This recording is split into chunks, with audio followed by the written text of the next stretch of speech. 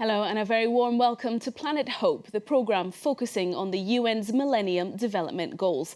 This week we're looking into the sustainable development of Australia's Great Barrier Reef area.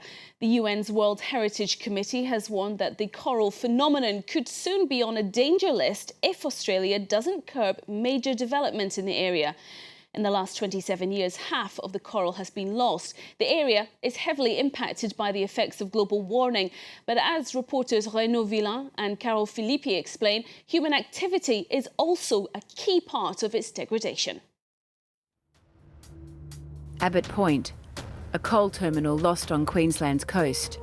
50 million tonnes of fossil fuel are stocked here each year. Then they're transferred onto the freighters which will go to Asia. It looks like a massive industrial plant, but it is dwarfed by what's to come on this desertic land. In a few years' time, Abbott Point should become the world's largest port for coal exports. Maurice Wilson, otherwise known as Tubbs, was one of the first to know. 4 years ago, Queensland officials came to make him an offer. They wanted to buy his property, where for 30 years he had raised cattle and horses. His land was right in the middle of their development project. And they wanted to put another railway line through there, which I think they're still going to do. I think it's all still in the planning. And they wanted to put another power line through. And where they wanted to At the time, the 70-year-old Tubbs didn't want to go, but he didn't really have a choice. This mining project was classified as a state development area by the Queensland authorities, and as such they were entitled to legally expel him from his land. Reluctantly, Tubbs accepted to sell his property. That's Abbott Point there.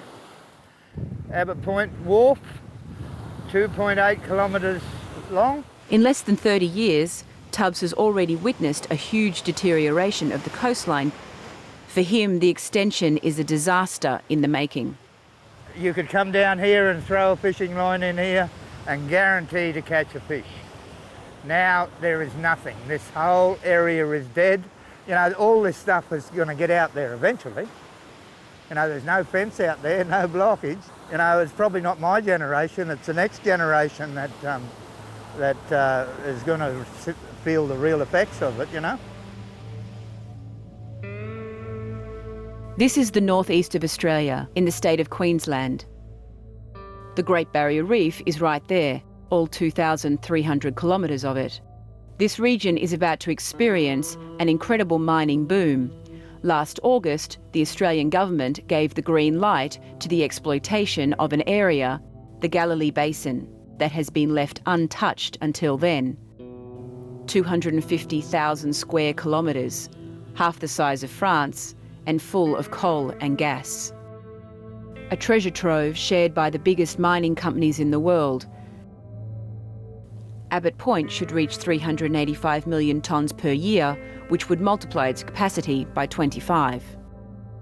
Should those targets be reached, the state of Queensland by itself would become the second biggest coal producer in the world, right behind China. 10,000 tankers will be going through the Great Barrier Reef every year, more than one per hour. This is Gladstone, south of the Great Barrier Reef. Industrial plants are open round the clock here.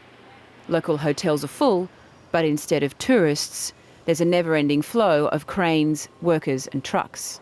The century-old industrial port is already the most important of its kind in Queensland. But soon there will be 2 brand new coal terminals here and another one dedicated to liquid natural gas. $34 billion of investment and thousands of job creation. The whole operation is controlled by this public company, financed by the mining giants.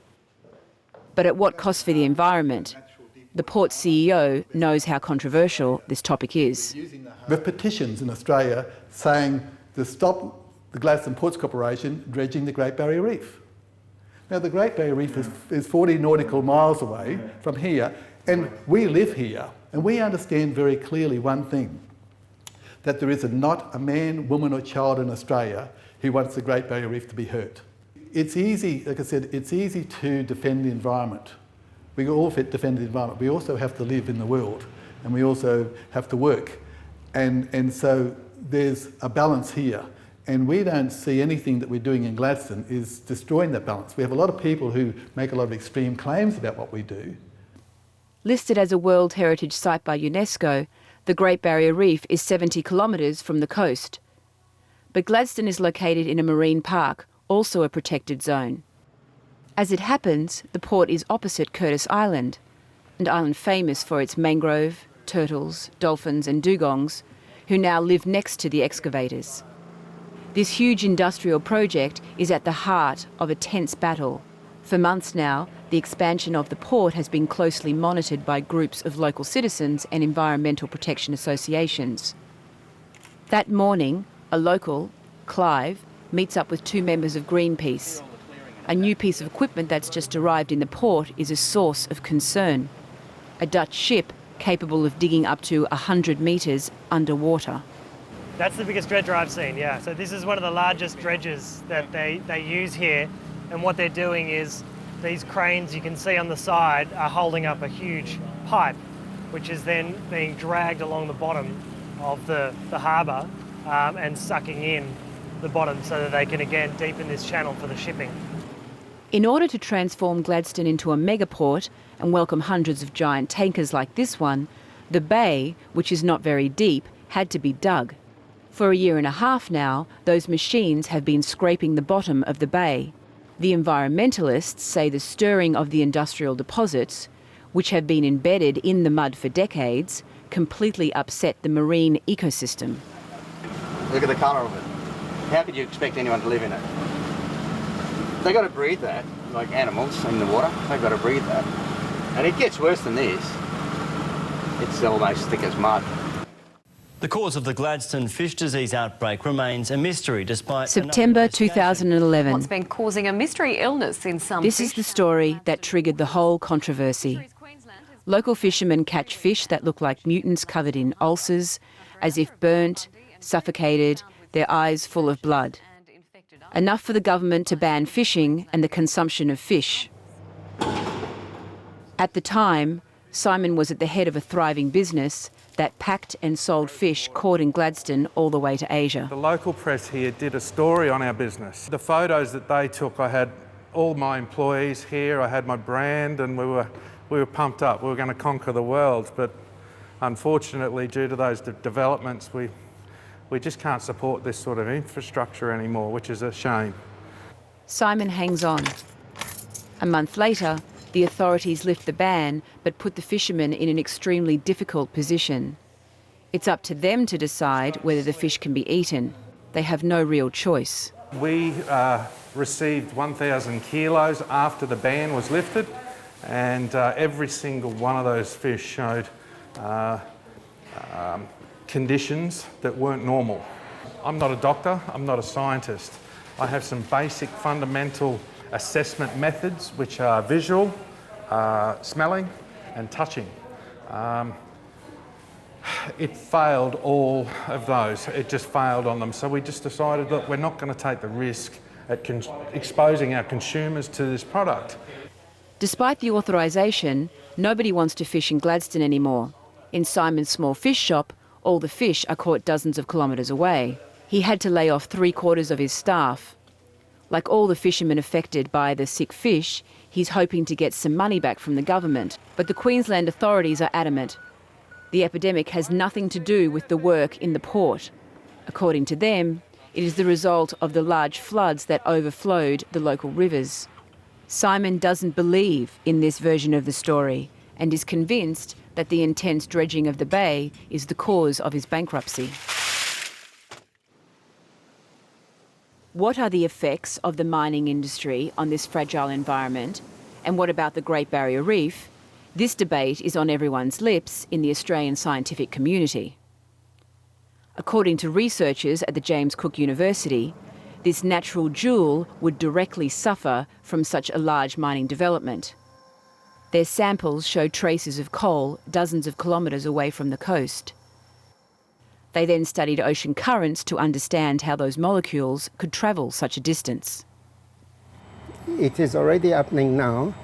Already Queensland Railway will admit that they lose 1 million tonne of coal dust per year, which is just blown out the wagon.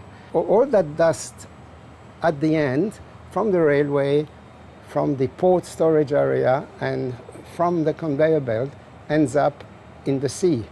But the fact that over the last 30 years, our reef cover, the life cover, has halved, shows that we are going in the wrong direction, and the reef does not need the coal dust as a new stress on top of all the other stress which are still there. Last month, the international community applauded Australia for creating the largest network of marine parks in the world, 2.3 million square kilometres, the size of Greenland. A very ambitious decision, which would be dampened if in the meantime Australia became the second largest coal producer, the fossil fuel that generates the most greenhouse gas emissions.